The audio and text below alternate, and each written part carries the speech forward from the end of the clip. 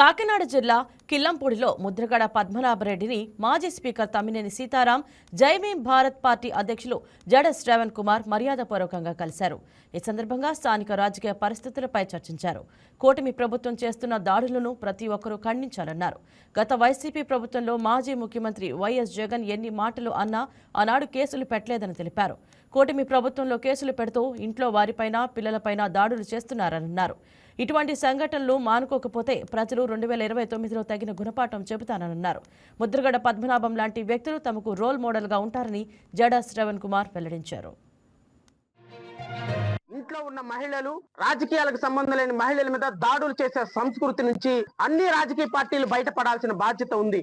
ఎవరుంటే రాజకీయంగా మేము చూసుకుందాం.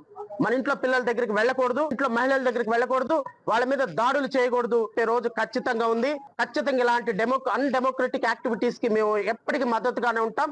రాష్ట్ర ప్రజలందరూ ఈ అమానవీయమైనటువంటి సంఘటనని ఖండించాల్సిందిగా కుల మత ప్రాంత భేదాలకు అతీతంగా అందరినీ కూడా నేను రిక్వెస్ట్ చేస్తున్నా. ఒక రోల్ మోడల్ గా ఉన్నటువంటి ముద్రగడ పద్మనాభం గారి ఇంటికి వారి ఆతిథ్యం స్వీకరించేటువంటి అదృష్టం కలిగినందుకు ఫస్ట్ ఆఫ్ ఆల్ నేను పెద్ద ఆయనకి హృదయపూర్వకంగా కృతజ్ఞతలు తెలియజేస్తున్నాను. ఎందుకంటే ప్రకాశం బ్యారేజీని పడగొట్టాలనేటువంటి ఒక ప్రయత్నం చేసిందనేటువంటి ఒక ఎలిగేషన్ ఇప్పటికీ కూడా రాష్ట్ర ప్రజలు మర్చిపోలేదు.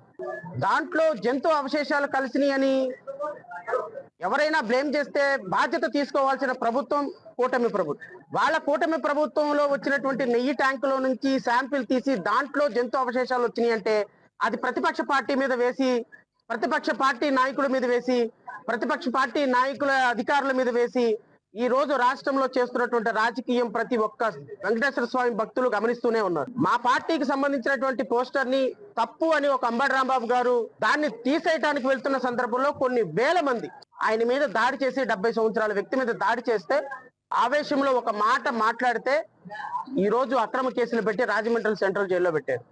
నేను అడుగుతున్న గౌరవ ముఖ్యమంత్రి గారిని, ఒక మాట నోరు జారి తప్పయింది అని చెప్పినటువంటి అంబటి రాంబాబుని కూడా తీసుకెళ్లి అరెస్ట్ చేశారే, మరి ఆయన ఇంటి మీద దాడి చేసినటువంటి వేల మందిని ఎంతమందిని అరెస్ట్ చేసి లోపల పెట్టారండి? మరి ఇలాంటి సందర్భంలో ప్రజాస్వామ్య హక్కులు కోల్పోతే పార్టీలకు అతీతంగా వారికి మద్దతు ఇవ్వాల్సిన బాధ్యత మనకు లేదా?